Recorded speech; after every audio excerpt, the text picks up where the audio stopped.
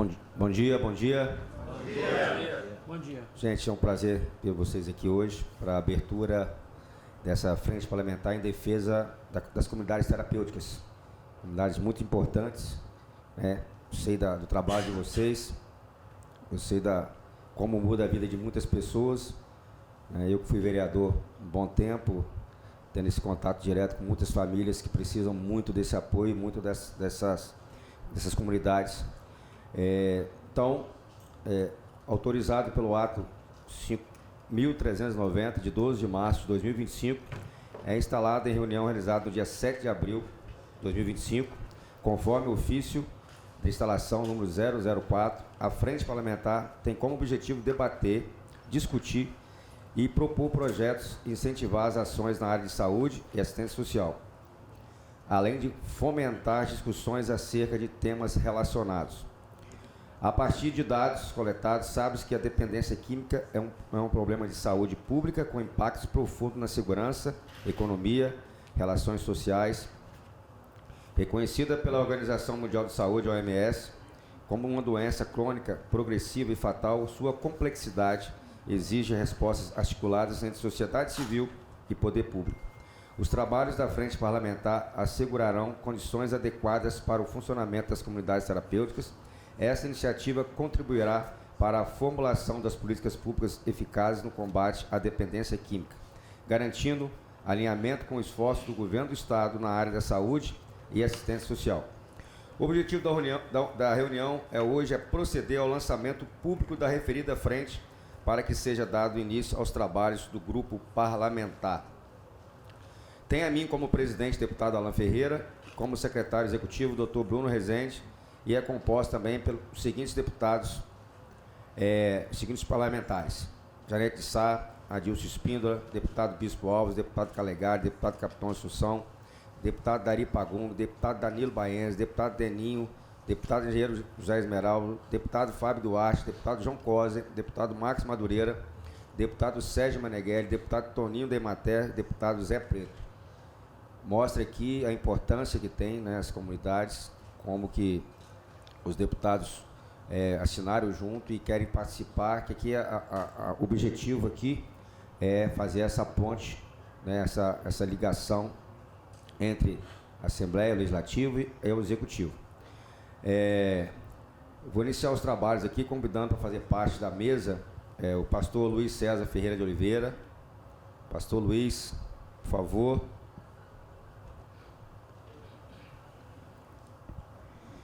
Representa a Federação Brasileira das Comunidades Terapêuticas, FEBRACIT, e coordenador de projeto Alfa da Comunidade Terapêutica de Piúma. Subsecretário de Política sobre Droga está sendo representado aqui por Getúlio Sérgio Souza. Por favor, Getúlio, acompanhe a mesa com a gente aqui.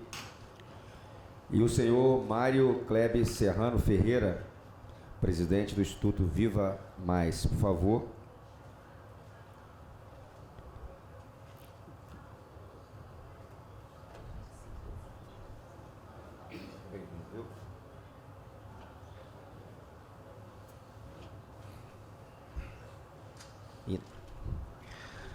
Colocamos agora em posição de respeito para a execução do hino nacional e do Espírito Santo.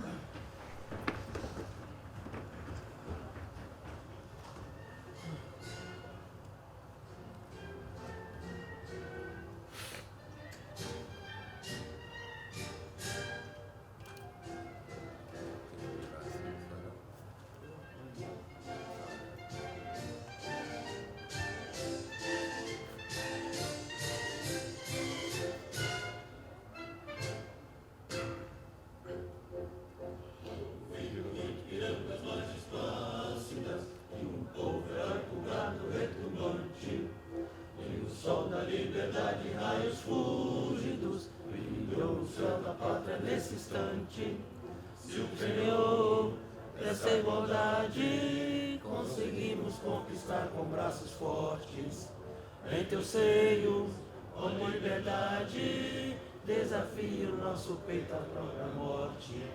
Ó pátria amada, idolatrada, salve, salve. Brasil de sonho, de sonho lívido, de amor e de esperança, terra desce.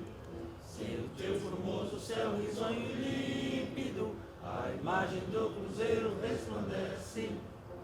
Gigante pela própria natureza, és glórias forte pavio do colosso. Se teu futuro espelha essa grandeza, terra adorada. És tu Brasil, ó pátria amada. Dos filhos desse sol és mãe gentil, pátria amada, Brasil.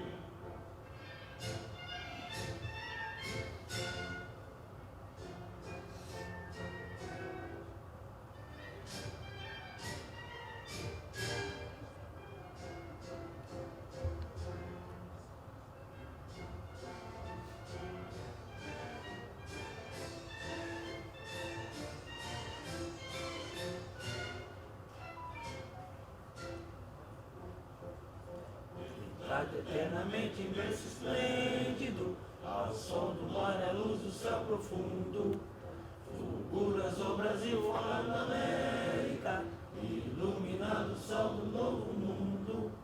Do que a guerra mais garrida, teus risonhos lindos corpos têm mais flores, nossos bosques têm mais vidas, nossas vidas em teus seios mais amores. Ó pátria amada, idolatrada, salve, salve, Brasil dos homens, Jesus, velhos vívidos, malucos, ventos estrelados, filhos de verde e louro dessa fama, paz no futuro e glória no passado. Exércitos da justiça clama forte, verás que o filho teu não foge à luta, e teme quem te adora a própria morte, terra adorada. Entre outras mil és tu, Brasil, ó pátria amada. Dos sonhos deste sol és mãe gentil, pátria amada, Brasil.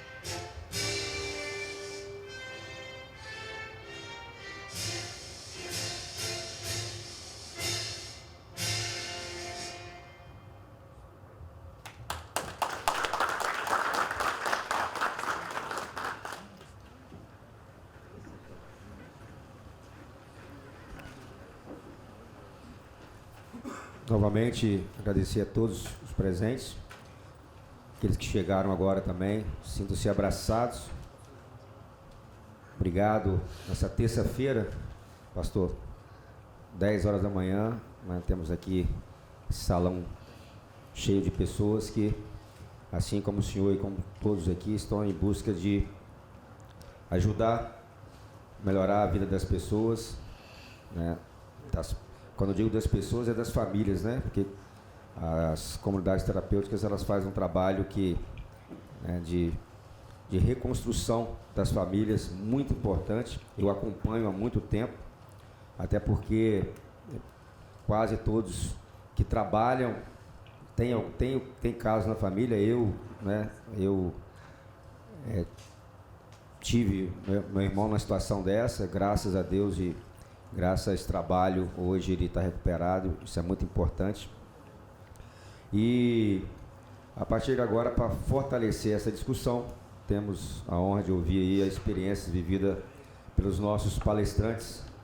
Com a palavra, meu amigo pastor Luiz César Ferreira, Ferreira também, de Oliveira. O senhor, pastor.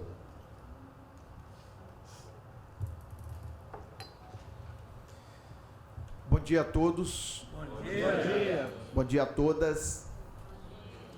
Quero agradecer, em nome do deputado Alain, a presença de todos vocês, nosso presidente da Frente Parlamentar em Defesa das Comunidades Terapêuticas do Estado do Espírito Santo. É um marco inédito, pela primeira vez na história das comunidades terapêuticas aqui no Estado. Nós temos um representante que vai falar em nosso nome e que vai nos representar junto aos outros poderes, como executivo, judiciário, e aonde nós precisarmos, a Frente Parlamentar vai nos representar.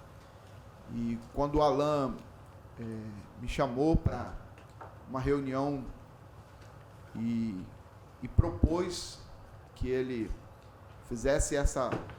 abrisse uma frente parlamentar aqui na Assembleia, eu fiquei com o coração muito feliz, porque nós lutamos praticamente a vida inteira das comunidades terapêuticas para constituir essa frente aqui na Assembleia Legislativa, de suma importância para as comunidades terapêuticas.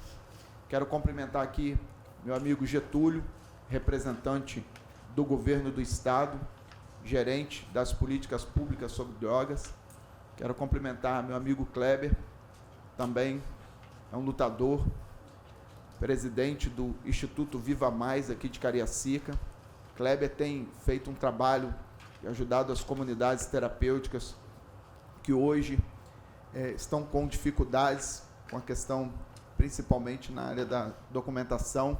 Kleber e o Pedro têm feito um trabalho excelente junto às comunidades terapêuticas, principalmente aqui de Cariacica, para poder ajudar as comunidades, Alain, a se documentar, a se legalizar, para poder estar junto com a gente nessa guerra, nessa luta, que é praticamente quase impossível, mas no impossível a gente deu uma volta por cima e estamos aqui.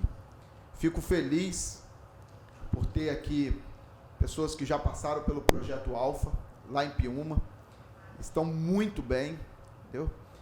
Tem amigos aqui com a carinha linda, Não posso dizer muito isso do Vitor, porque, rapaz, se falar com o Vitor é bonito, Apesar que ele parece com a gente, lá barbudinho. Então, assim, nós estamos fazendo um trabalho a nível de Estado, Brasil, mundo, entendeu? Que tem muito resultado positivo.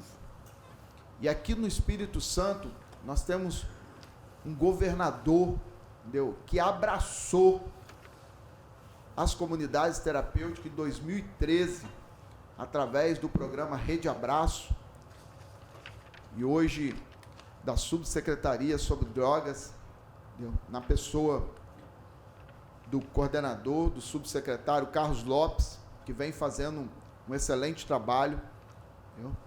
Mas ainda precisa de nós, como comunidade terapêutica, fazer a nossa parte e o governo ainda abrir algumas flechas, algumas portas para que nós possamos realmente atingir o objetivo da comunidade terapêutica, que é simplesmente nada mais, nada menos do que fortalecer as políticas públicas sobre drogas, salvar vida, reconstruir famílias e inserir pessoas capacitadas novamente a viver na sociedade, que um dia as drogas nos roubou isso.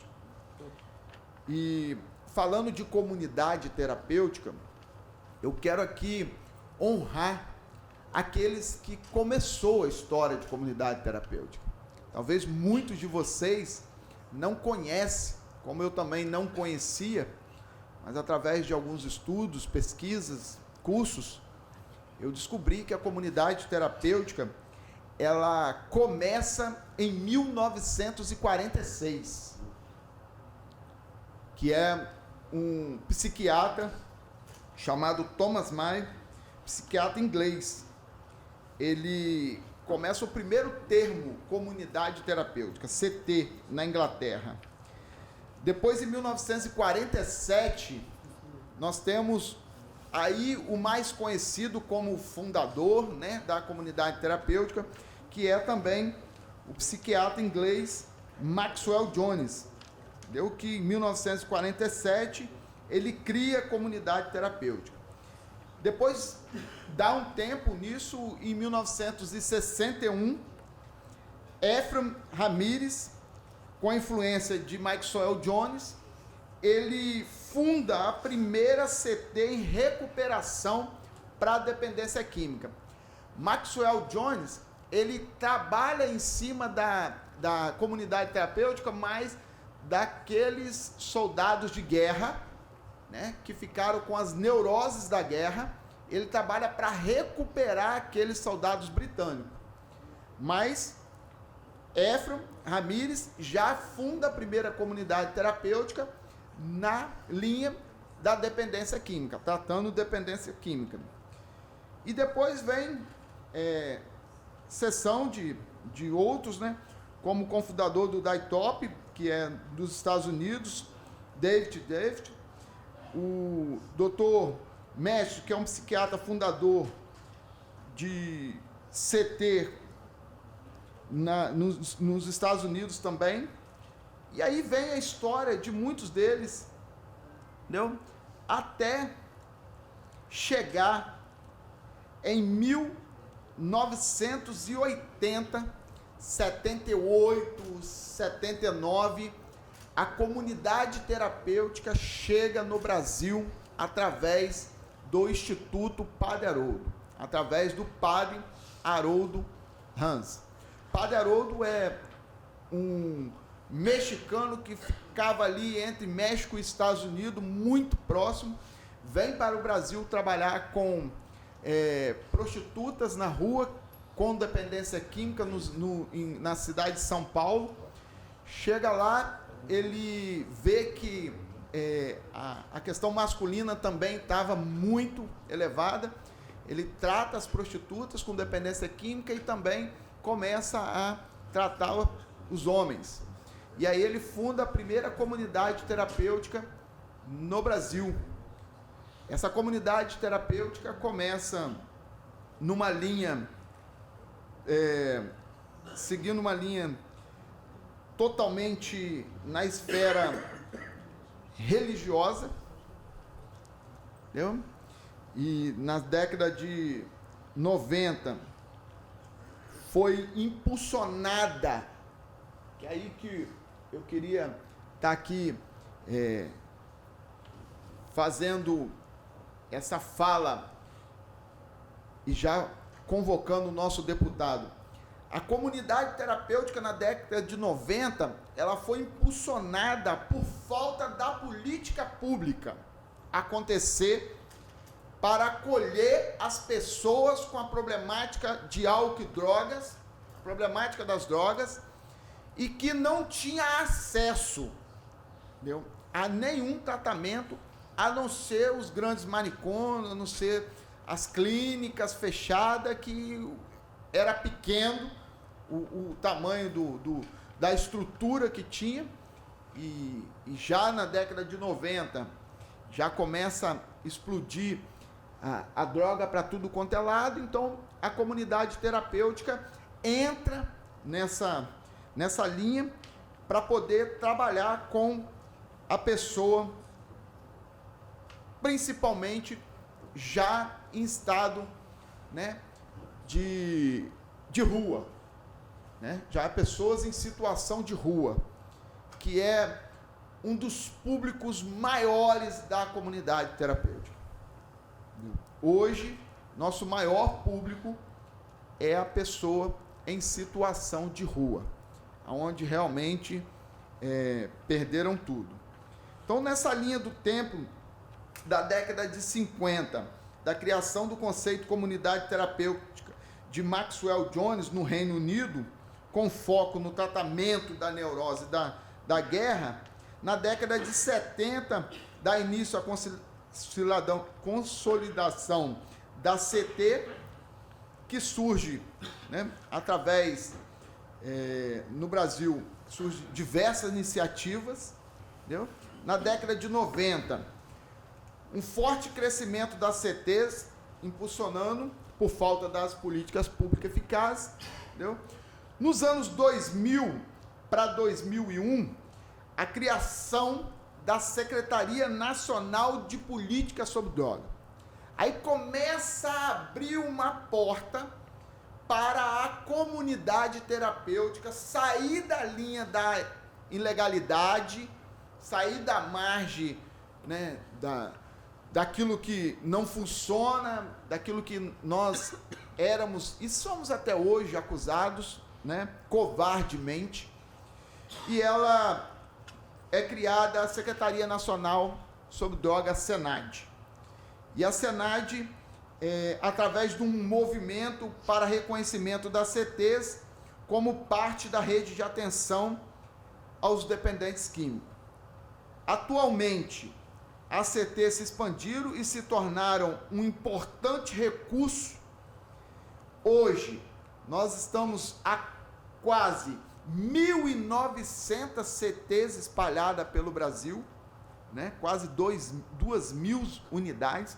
Isso se não passou de 2.000, porque todo dia, todo mês, todo ano, para a glória de Deus, abre-se várias portas para ajudar esse mal que vem assolando, que vem destruindo família, vem sequestrando e matando precocemente os jovens da sociedade, vem destruindo famílias, pais, mães, vão deixando casa, filhos vão perdendo, empresários vão perdendo bons funcionários, funcionários vão perdendo bons empregos, e vem destruindo de uma forma ampla a sociedade inteira, que eu posso hoje falar que todos nós somos vítimas das drogas. Sendo você usuário, sendo você com um parente de um usuário, sendo você com um vizinho usuário, ou sendo você num sinal de trânsito por conta de um celular, por conta de um relógio, você se torna vítima das drogas.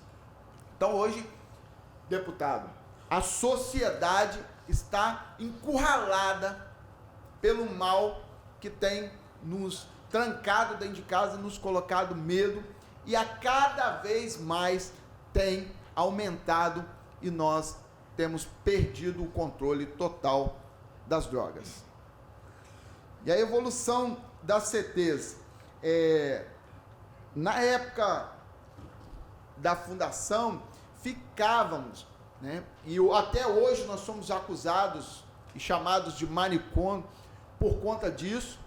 Tinha acolhido, né, que nós chamamos, porque é uma casa acolhedora, a comunidade terapêutica, tinha acolhido que ficava 2 anos, 3 anos dentro de uma CT, entendeu? Aí veio a regulamentação, entendeu? Através da SENAD, do CONAD, E hoje, caiu para 12 meses e até 18 meses. E hoje não pode, é totalmente proibido passar de 1 ano no tratamento na CT. Então, vamos lá que fica entre 3 meses, podendo chegar até 1 ano, mas não pode passar mais de 1 ano, porque vira institucionalizado o acolhido e ele não mais evolui nem avança no tratamento e até prejudica a sua reinserção social por conta do tempo que ele fica trancado, parado, entendeu? Inerte dentro de uma CT, caso ele passe de 1 ano. Então a importância da CT são para o acolhimento, né, de dependentes químicos, né, outros vícios, oferecendo, que aí eu quero frisar muito aqui, porque tem muitos gestores de comunidades terapêuticas aqui, oferecendo um tratamento residencial transitório. Nós não somos e não podemos tomar posse dos acolhidos que estão nas nossas CTs. O acolhido tem o direito à reinserção social, ele tem direito à dignidade, ele tem direito a voltar a ter as suas redes sociais, ele tem direito a voltar para sua casa, ele tem direito de escolher aonde ele vai recomeçar a sua vida pelo mercado de trabalho, ele tem direito a ter a sua elevação escolar, para que ele possa, dentro da CT, ainda usando aquele tempo do tratamento, da reconstrução dos laços familiares, da reinserção social no mercado de trabalho, aproveitando esse tempo, também oferecermos a ele a elevação escolar, que é muito importante para depois ele estar de posse, entendeu? E com uma estrutura melhor para ser inserido no mercado de trabalho. Então eu quero aqui agradecer a oportunidade, a minha fala, né? Que eu não quero estender muito, isso aqui é uma reunião bem breve, porque aqui a gente está dando talvez um dos passos mais importantes para nossas instituições a nível do Estado do Espírito Santo. Mas antes de passar a minha fala, eu quero aqui cumprimentar 2 amigos, 2 irmãos, que é o pastor Geraldo, do Instituto Neemias, entendeu? E o pastor Luciano, de Santa Maria de Jetibá, que está aqui representando a Federação do Estado do Espírito Santo, a FECOTES, 2 amigos representantes. E no final, se um dos 2 quiser dar uma fala para falar sobre a FECOTES, eu vou pedir aqui agora, ao vivo, que nós estamos ao vivo, ao nosso deputado, para liberar um tempo aí para vocês dar uma fala e falar sobre a FECOTES. Aí vê aí qual dos 2 quer dar uma fala e se querem, tá bom? Deus abençoe a todos, obrigado pela presença.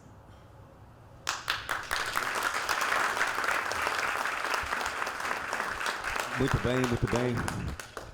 Obrigado, pastor Luiz César, pela toda a história das CTs, dessas comunidades, repito, tão importantes, que mudam a vida de tantas pessoas, que resgatam tantas famílias. Me sinto muito honrado de ser o presidente dessa frente parlamentar e quero de verdade não só fazer reuniões, quero realmente que seja uma política de pontes, uma política de transformação, assim como vocês fazem nas vidas das pessoas. Meu mandato vai estar à disposição para fazer esse trabalho, a gente discutir assuntos importantes para vocês, para as comunidades terapêuticas a qual pertence, e fazer esse trabalho de uma política de verdade, né? Precisamos de políticas públicas pontuais e, no caso dessa política contra as drogas, em busca do resgate de vidas é de suma importância e eu quero de verdade fazer algo, deixar algo marcado nesse trabalho, nessa frente parlamentar, que não seja, não será, nós não deixaremos que seja só para fazer reuniões e papéis escritos. Será de verdade um trabalho pontual e um trabalho que nós vamos deliberar com certeza muitas coisas importantes aí para as comunidades. A Massinha, cadê? Eu tive com ela ontem, cadê ela? Cadê a Massinha? Ah, ela foi ali fora. Sim, será muito bem-vinda aqui. Agora com a palavra o senhor Mário Kleber Serrano Ferreira. Hoje só dá Ferreira aqui, vocês estão vendo, né?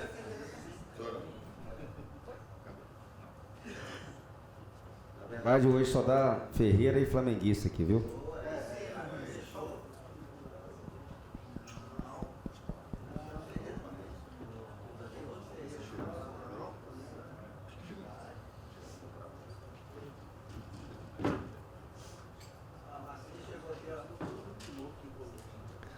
Massinha, seja bem-vinda, viu? Foi um prazer conhecê-la, nossa conversa ontem e, por favor, arranje uma cadeira para a Massinha sentar aqui à mesa com a gente. Cadê a Massinha para sentar com a gente aqui?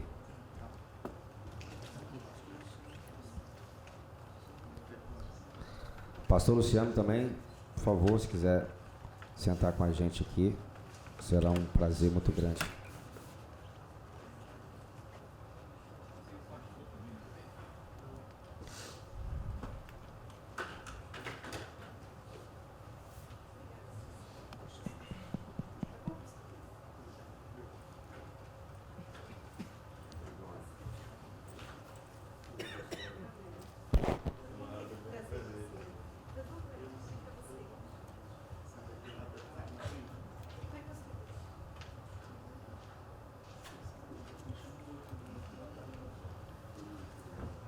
Senta ali do outro lado. Outro Ferreira. Fechamos agora mesmo. Só o Getúlio que não é Ferreira, tá vendo? Uma pena, viu? Mas tá bom. Então agora, pastor, o senhor tem a palavra. O Getúlio, efetivamente, agora está registrado como Ferreira também. Então, bom dia a todos. Queria cumprimentar o presidente da Frente Parlamentar, o deputado Alan Ferreira, o Getúlio, que vem aqui hoje representando a Rede Abraços, autoridades presentes, gestores de comunidades terapêuticas, como já foi mencionado, um cumprimento especial aos diretores da FECOTES que estão aqui presentes, na pessoa do Josimar, do pastor Luciano, do pastor Geraldo, do Claudimar e também do Pedro. O Luiz falou basicamente sobre comunidade terapêutica, mas a minha fala vai ser mais voltada para a questão familiar. Eu sou familiar de uma pessoa com transtornos decorrentes do uso de álcool e outras drogas, residente nesse estado. E quero, em nome de todas as famílias afetadas pela mesma situação que a minha, manifestar um apoio irrestrito à transformação da Rede Abraço em um programa fixo e permanente de governo, com previsão legal e garantia de continuidade em políticas públicas. Destrincho isso. Hoje, a Rede Abraço, um importante mecanismo no tratamento e acolhimento da dependência química no nosso estado, ela é um programa político. Por exemplo, no meu caso, eu procurei a Rede Abraço, que na verdade era o mesmo programa, mas era travestido de outro nome, em outro governo, no governo anterior ao do governador Casagrande, com algumas modificações, e fui atendido. Posteriormente, houve necessidade de um atendimento involuntário, e creio ser o único pai que ficou internado involuntariamente com seu filho por cerca de 9 meses, buscando um tratamento e uma razão para aquela situação. Mas a Rede Abraço, ela é um governo político. E nós queremos, com esse encontro de hoje, tentar fazer com que persuadir o nosso deputado presidente da frente, junto com o Getúlio, representante da Rede Abraços, de nós tentarmos, junto ao governador, transformar esse programa, deputado, num programa de Estado, de lei, onde, independente de quem quer que esteja no poder, nós continuamos a usufruir desse equipamento maravilhoso em prol do tratamento da dependência química. Desde que eu tive essa experiência de ficar internado junto com meu filho por 9 meses, eu venho trabalhando com a saúde mental voltada para a dependência química, porém, exclusivamente no âmbito voluntário de acolhimento em comunidades terapêuticas. Não mais me envolvo com a involuntariedade, mas sim com o tratamento voluntário. Eu conheci o programa Rede Abraço no momento como usuário, como pai, como codependente, eu conheci esse programa. E depois, como terapeuta, e hoje gestor de uma comunidade terapêutica e também terapeuta. O amigo Luiz César, lá da comunidade Alfa, ele falou como gestor, então eu vou falar de novo como representante. A Rede Abraço tem se mostrado para nós, codependentes, um verdadeiro ponto de apoio, acolhimento e orientação. Estou falando isso numa redundância, porque eu tenho certeza que o Getúlio conhece muito bem a importância desse programa para nós familiares e também para os dependentes químicos. Por meio dos seus atendimentos humanizados, grupos de escutas, encaminhamentos terapêuticos e suporte psicossocial, temos conseguido fortalecer os nossos laços familiares, compreender a doença da dependência química e, sobretudo, resgatar a esperança de recomeço para os nossos entes queridos. Quando eu tive contato com a drogadição do meu filho, eu ainda morava nos Estados Unidos, e eu tratava isso, deputado, como meu filho era um vagabundo, meu filho era um safado, usando termos bem chulos. Meu filho era uma pessoa que não prestava, os amigos não prestavam. Essa era a minha linguagem por falta de conhecimento. Uma vez que eu começo a ter conhecimento, quando eu chego ao Brasil, que eu preciso do serviço e que eu aprendo a mudar a linguagem, que eu aprendo a entender qual é a situação do dependente químico, que ele não é um vagabundo como muitas pessoas os tratam. Nossos filhos, mães e pais que estão aqui presentes, não são vagabundos. Eles são pessoas adoecidas, que precisam e merecem o tratamento. E aí entra a Rede Abraço com esse potencial. A institucionalização da Rede Abraço como programa de governo representa para nós pelo menos 4 pontos. A garantia de continuidade das ações, independentemente de mudanças políticas ou administrativas. Imagine esse programa maravilhoso, entra um próximo governo e fala, não quero mais esse programa no meu governo. O que fazer de mais de 300 pessoas que estão acolhidas pelo modelo para tratamento? Segundo, a ampliação do alcance do programa para mais cidades e comunidades capixabas.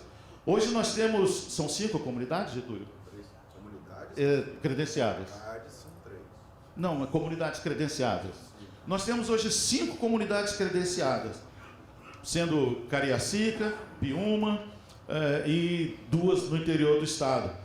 Já imaginou se nós pudéssemos ter 10 comunidades dessas? Então esse programa, a institucionalização dele, pode fazer com que esse alcance amplie. Terceiro, a segurança de que as famílias e os usuários continuarão sendo acolhidos com respeito e dignidade, porque o programa do governo exige isso através dos direitos humanos. As pessoas têm que ser tratadas com respeito e com dignidade. E último, no meu ponto de vista, o fortalecimento da rede pública de atenção psicossocial, com foco também na prevenção e na reinserção. Eu posso assegurar que o acolhimento e subsequente tratamento humanizado em comunidade terapêutica surte efeitos. Meu filho já passou pelo processo e acolhimento. Eu mesmo fiquei nessa instituição, conforme eu mencionei, por 9 meses. E foi fundamental para a sua recuperação e principalmente para o seu aprendizado. Se hoje eu sou uma das referências em atendimento psicoterapêutico, dá-se pelo aprendizado que se iniciou lá em 2017 numa comunidade terapêutica. Com certeza funciona o programa, deputado. Que mais comunidades possam se qualificar e se capacitar para atender aos necessitados e poder participar do programa Rede Abraços. Diante disso, apelamos aos senhores e senhoras representantes do povo capixaba que apoiem a aprovação do projeto de lei que transforma a Rede Abraço em política de Estado, garantindo assim a sua permanência e o aperfeiçoamento ao longo. Eu tive que fazer um manuscrito, porque senão eu ia esquecer detalhes importantes. Rolou aqui. Pelo direito de viver com dignidade, apoio, cuidado e reconstrução de vínculos familiares, contamos com a sensibilidade e o compromisso de vossas excelências. E aí, eu gostaria de passar ao deputado um projeto de lei. Eu sei que nós não temos tanta capacidade assim de elaborar um projeto de lei, mas é só um exemplo de um projeto de lei para a institucionalização desse programa Rede Braços. E gostaríamos, então, que o senhor, junto com os seus colegas da frente parlamentar e, posteriormente, na plenária da Assembleia, pudessem, então, encaminhar esse projeto ao governador e a aprovação dele. Passo as suas mãos. E também passo as mãos do Getúlio, para que ele, como representante do subsecretário e em contato direto com ele, nós possamos justificar o pedido que nós estamos fazendo de uma institucionalização da Rede Abraço. É só um modelo, mas para deixar que, com eles as nossas necessidades e o porquê que nós estamos pedindo isso. Agradeço a oportunidade de estar aqui com vocês. Obrigado a todos que vieram e confiamos em Deus de que esse projeto vai adiante.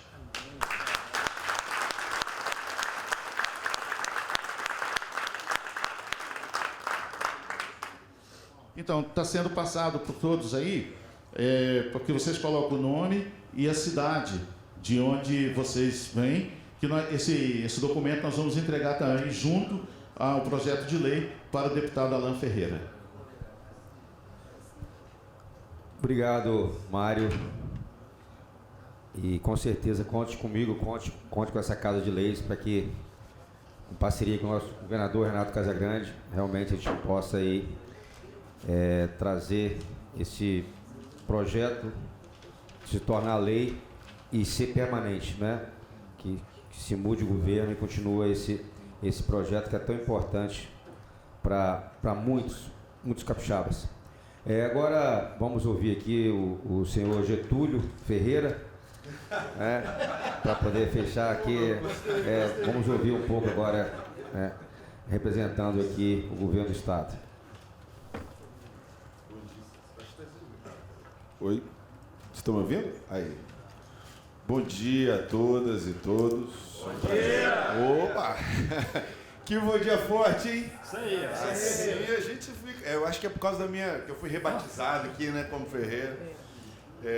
Eu queria saudar o excelentíssimo senhor deputado Alan Ferreira pela iniciativa e cumprimentando o senhor deputado, eu cumprimento também Kleber e Luiz, parceiros aqui do dia a dia dessa luta e dessa militância.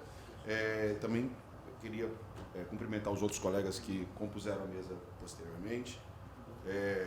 A minha fala, eu vou tentar me ater àquilo que eu posso, e que eu posso no sentido do que eu estou representando. Eu sou psicólogo efetivo da Secretaria de Estado de Saúde há muitos anos, né? Sou um servidor desse Estado, sou um servidor efetivo desse Estado, e graças a isso, mude o governo, eu ainda estarei lá trabalhando em prol do cidadão capixaba. Porém, em 2019, eu fui convidado pelo atual governador Casagrande para compor essa equipe da política de drogas do Estado do Espírito Santo, e lá estou desde 2019. E o nosso chamamento foi justamente para recriar essa política, né? Eu queria dizer que a aproximação executivo e legislativo, ela é auspiciosa. Eu acho que a gente divide, obviamente, no processo de organização das políticas públicas, mas é sempre o Estado brasileiro, em suas várias instâncias, lidando com o seu cidadão. Então, independente de quais sejam as diferenças políticas, ideológicas, locais, etc., o legislativo e o executivo precisa se aproximar. Né? E eu acho que o Kleber faz uma provocação rica e profícua, no sentido de que essa aproximação pode gerar políticas públicas que perdurem para além dos governos. E, de fato, a Rede Abraço ela é um programa de governo. Ela não é um programa de Estado, ela não é uma política de Estado.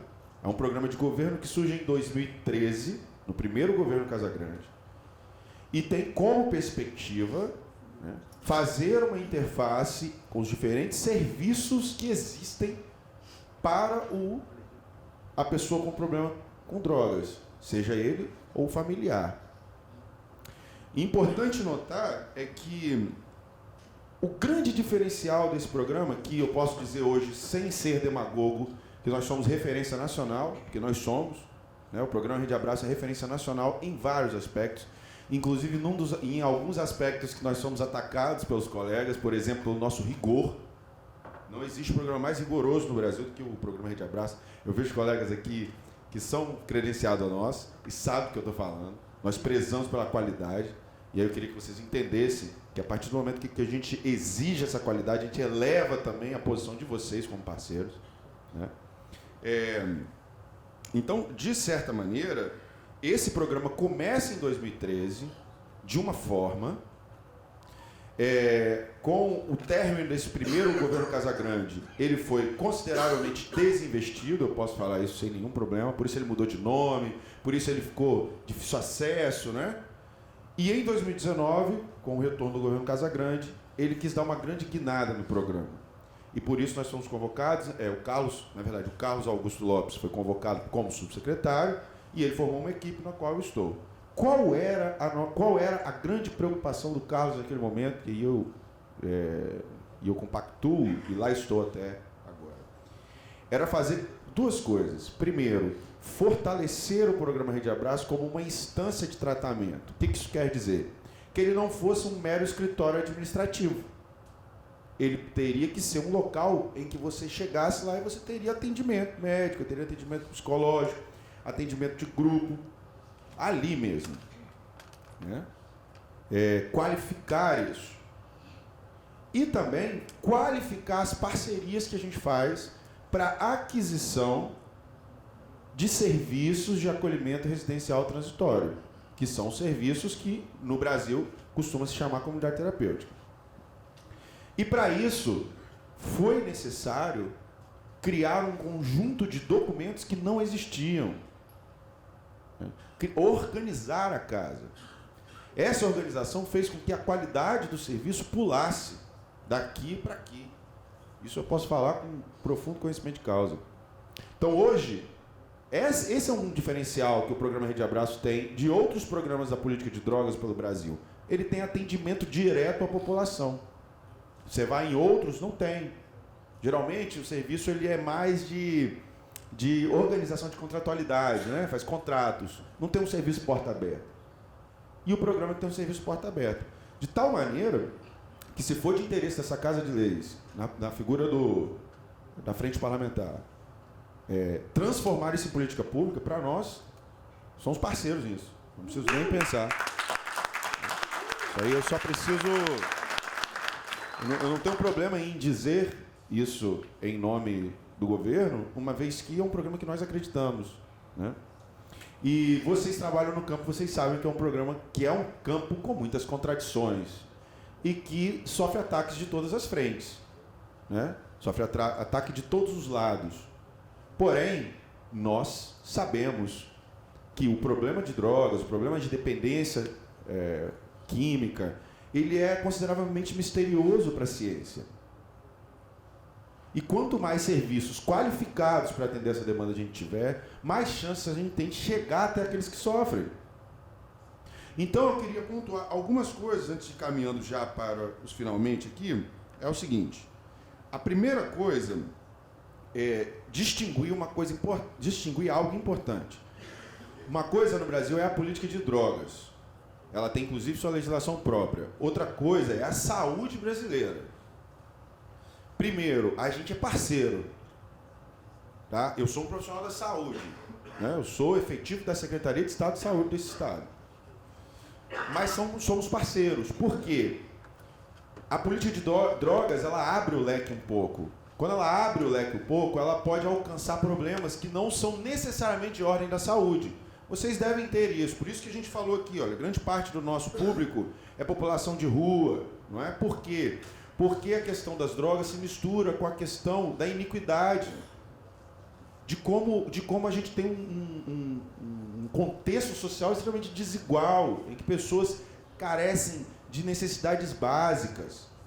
Isso é difícil para a saúde acessar, mas é o público-alvo da assistência social, é o público-alvo de uma política de drogas. Então, por exemplo, o CAAD tem um monte de serviços que são caracterizadamente de saúde, porém é um serviço fora da saúde, porque ele tem um guarda-chuva maior. Né? Por exemplo, a gente tem uma equipe de família, que vai atender a família, independente do cara, independente da pessoa. Cheguei lá, olha, igual você falou, Cleber, eu estou com problema com meu filho, você vai ser atendido, às vezes seu filho nunca vai ser atendido lá. Né? Então eu acho que a primeira coisa que a gente precisa destacar é a diferença entre política de drogas e a política de saúde. Isso é tão importante para vocês que estão na ponta em serviço de acolhimento residencial, sabem como, se vocês têm uma boa relação com o CAPS local, é uma coisa. Vocês têm uma boa relação com a unidade básica de saúde, é uma coisa. Vocês têm uma relação ruim, é outra totalmente diferente. Eu sei porque eu já rodei esse estado. Né? Quando você tem um CAPS que confronta demais a comunidade, ou o contrário, tá, gente? Vamos também fazer um meia-culpa. Quando a comunidade também se coloca muito defensiva com relação à saúde local. Não anda a coisa. Porque eu preciso que haja referência local, municipal daquele paciente. Então, a primeira coisa é a gente saber o que é de cada um. A gente não tem tempo hoje para esmiuçar isso, mas podem nos procurar para a gente poder aprofundar esse debate. A segunda coisa é que qual é o público da comunidade terapêutica? Isso não sou eu que estou inventando. Isso está nas nossas normativas e resoluções. O público da comunidade terapêutica, e falando de uma forma mais técnica, do serviço de acolhimento residencial transitório, é o paciente estável. Não é qualquer paciente. O paciente que não está em condições deve ser acionado, deve ser levado a acionar a saúde. Isso é importante, porque às vezes você pode botar a porta para dentro, algo que é para ajudar, e você vai botar todo mundo em risco. Por exemplo, um exemplo simples, paciente com tuberculose, você não conseguiu rastrear. Você vai ter que lacrar essa comunidade, não sou eu, a vigilância, vai ter que lacrar. Então eu acho que conseguir entender bem qual é o locus, ou seja, qual é o local da política de drogas, o local da política de saúde, o local da política de assistência, faz com que o atendimento seja mais efetivo. Terminando a minha fala, eu queria dizer o seguinte. Nós estamos com o edital de credenciamento suspenso, dando uma resposta ao porquê das 5. A gente sabe que hoje o porquê apenas das 5, né? Já foram, acho que 20, 18. Né? E hoje são 5. Às vezes vai a 6, vai a 7 comunidades, bota a 5. Primeiro porque nós passamos a exigir o que a lei exige. E aí não cobrem o executivo de não seguir a lei. A gente tem que seguir a lei. Quando a gente passou a cobrar, reduziu um pouco, porque para se encaixar no que a lei exige é difícil, mas isso aumentou a qualidade. Outra coisa, a gente está com o edital suspenso, não tem edital de credenciamento aberto. Todo mundo aqui que é da área sabe que a gente mantém os editais de credenciamento, em que as entidades podem chegar lá, apresentar a documentação e se credenciar. Pois houve uma mudança da lei de licitação, e a gente está precisando reeditar esse documento a partir dessa nova lei. Então, provavelmente, um novo edital será lançado com essa atualização. Com isso, eu quero dizer o seguinte, somos parceiros, desde que tenhamos como foco o bem-estar do cidadão capixaba. Se estamos juntos, pensando o bem-estar do cidadão capixaba, somos parceiros e podemos andar e juntar fileiras nessa luta. Então, contem com o governo do Estado naquilo que for possível para que nós alcancemos a melhor qualidade de vida para o cidadão que mora no Estado do Espírito Santo. Muito obrigado.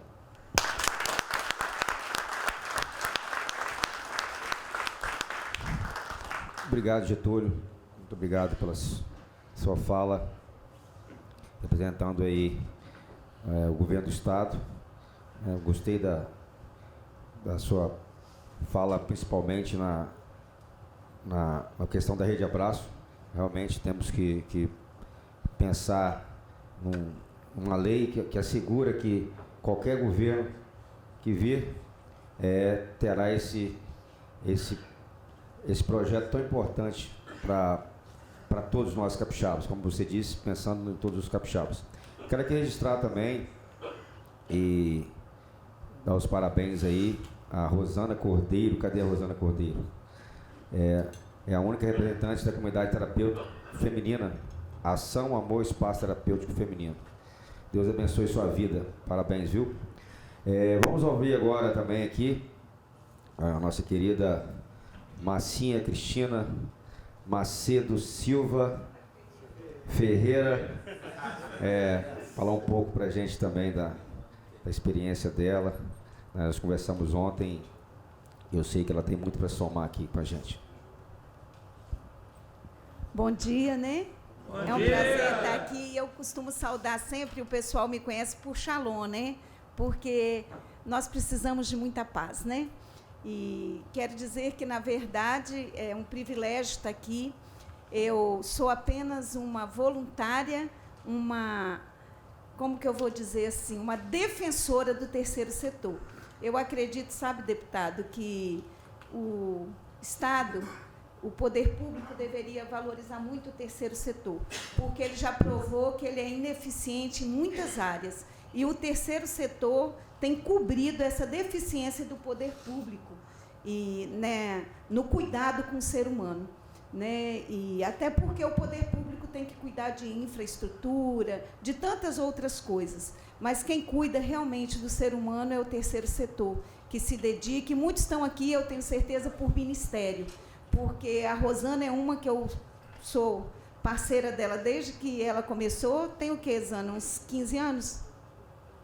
12 anos. E sei o quanto que isso vira ministério, né? Conheço alguns aqui, o Pedro, o pastor Geraldo, Cláudio Omar, o pastor Luiz. E também sei a história da Rede Abraço, porque, estando com o senador há 30 anos, a gente sabe, né, que foi o Ledi Porto que deu todo o início à história da Rede Abraço. E eu quero dizer que, assim, apesar de estar, né, só como voluntária, mas como a gente acompanha o senador e sabemos que ele é um precursor do trabalho de recuperação de dependentes químicos, a gente acaba conhecendo um pouco de toda essa situação. E quero dizer que eu sou uma defensora das comunidades terapêuticas. E há todo um trabalho, hoje mesmo eu recebi um movimento nacional para a erradicação das comunidades terapêuticas, colocando como que é trabalho escravo, como que manicômio e tantas outras coisas. Mas quem está lá sabe o quanto que se dedica e quantos aqui usuários sabem da importância da comunidade terapêutica. Tanto que a maioria aqui,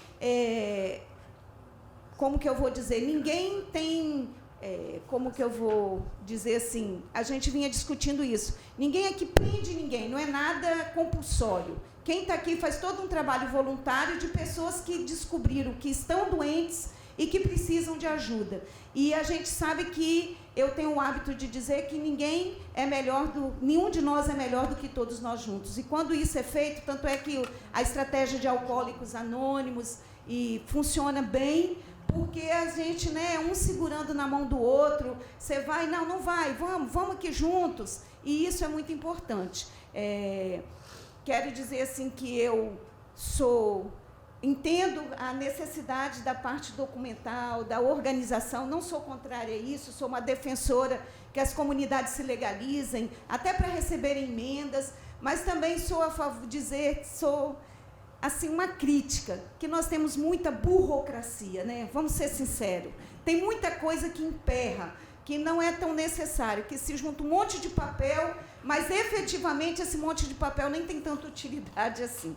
Então, eu também tenho essa crítica, né, a fazer. Mas eu quero aqui dizer que, quanto pessoa, quanto voluntária, como suplente de um senador que é defensor e precursor desse trabalho, que vocês podem contar conosco. Tanto é que todo ano eu me empenho em botar recurso nessas comunidades e por isso que eu sou a favor da legalização, apesar de achar que tem muita coisa que é burocracia, mas é necessário, porque nós temos que cumprir leis, né? As leis foram feitas para serem cumpridas.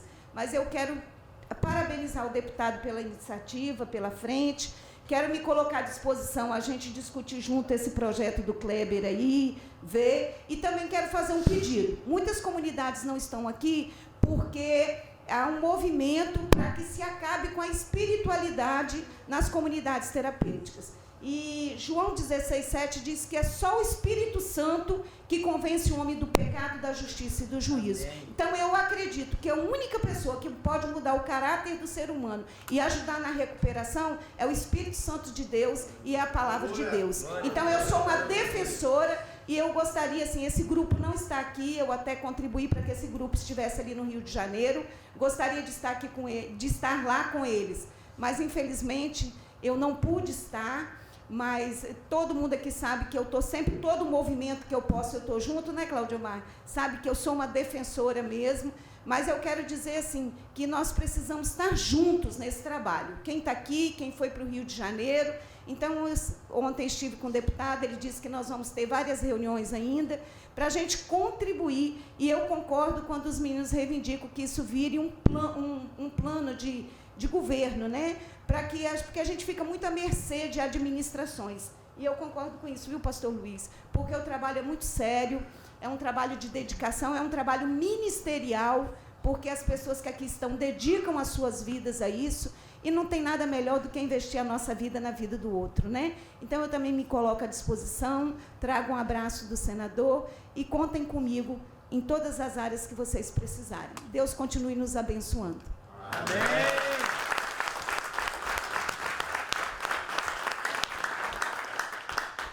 Obrigado, Massinha. Obrigado a todos. Aqui meus agradecimentos a todos que compor a mesa. Obrigado. Cada um que contribuiu de maneira produtiva.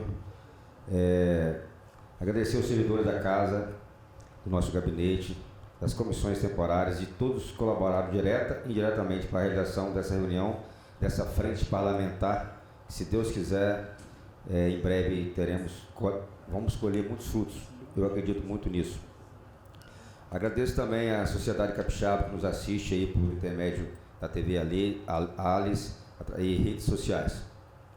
E segue aqui meu compromisso com a continuidade do diálogo e do trabalho conjunto, pastor, para que possamos tirar do papel essa ideia que a gente já tinha até conversado sobre a Rede Abraço sair desse projeto de governo para projeto de Estado, né, para a gente manter um projeto tão importante que eu sei da importância que tem, né, que sempre que alguém pede socorro, geralmente eles pedem para a gente, as famílias, e a gente saber que existe esse apoio é muito gratificante para a gente.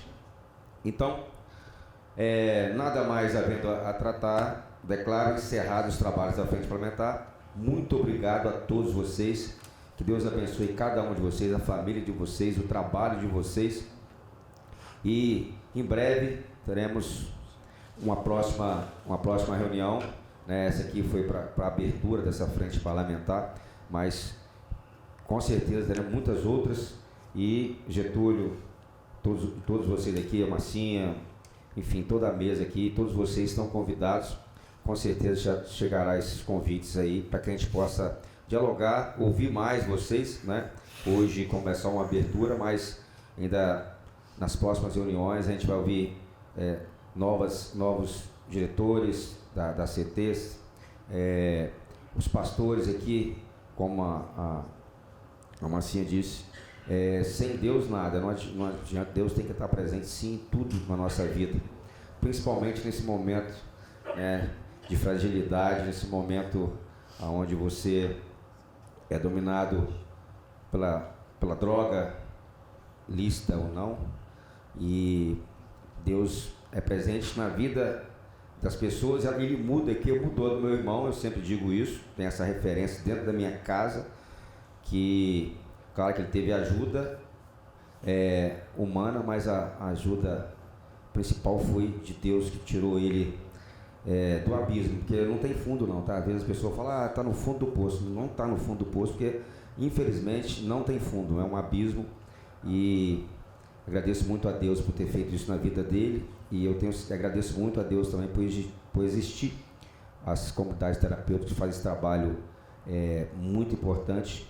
Agradeço também ao governo do estado por manter esse projeto Rede Abraço, e obrigado, Getúlio, por representar aqui o governo, e os seus dizeres foram pontuais, e claro que a gente entende que na administração pública a legalidade tem que existir, não tem, a forma, a impessoalidade, a moralidade, a eficiência, que é um dos norteadores da administração pública.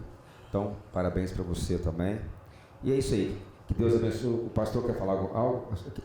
O pastor, desculpa. A palavra está franqueada ao senhor, para a gente encerrar. Tá ok. Bom dia a todos. Bom dia! Bom, eu queria sugerir nessa manhã uma frente parlamentar da família Ferreira. Aí eu vou estar Não, mas nós vamos agregar os que não são, porque já está todo mundo bem acolhido. Gente, eu falo um minutinho, se vocês puderem ter paciência, eu vou falar da FECOTS. Em 2010, eu comecei a trabalhar nessa linha de frente de cuidar de dependente químico, entender essa problemática de uma visão, um olhar diferenciado. Assim como o Kleber pontuou muito bem, quando você não conhece a dependência química, quando você não conhece essa doença, você tem muitos conceitos, muitas coisas que te impedem de olhar para uma pessoa como um ser humano que está precisando de ajuda e necessita de uma mão estendida. E eu fui convidado a gerir uma instituição nessa época, chamada a Casa Bom Samaritano, a Associação Casa Bom Samaritano, que está em Santa Maria de Jetibá. Ali eu iniciei meu trabalho, iniciei esse momento como gestor. Hoje o atual presidente é o nosso amigo e irmão Cláudio Omar, citado aí pela Marcinha, onde temos tido também fomos muito ajudados e acolhido pelo senador. Quero também deixar isso registrado aqui, mas sim, um nosso abraço a vocês, toda a equipe, tá? Enfim, e em 2012, depois de uma certa caminhada aí, eu pensei em algo maior, porque nós pensamos que sozinhos nós temos a dificuldade de fazer algo que possa alcançar objetivos maiores. E a unidade, nós sabemos que quando nós conquistamos ou quando nós abrimos o nosso coração e a nossa mente para buscar na unidade o alcance maior e objetivos melhores para dentro daquilo que nós pretendemos, nós vamos, de fato, galgar e conseguir chegar em patamares melhores e mais altos.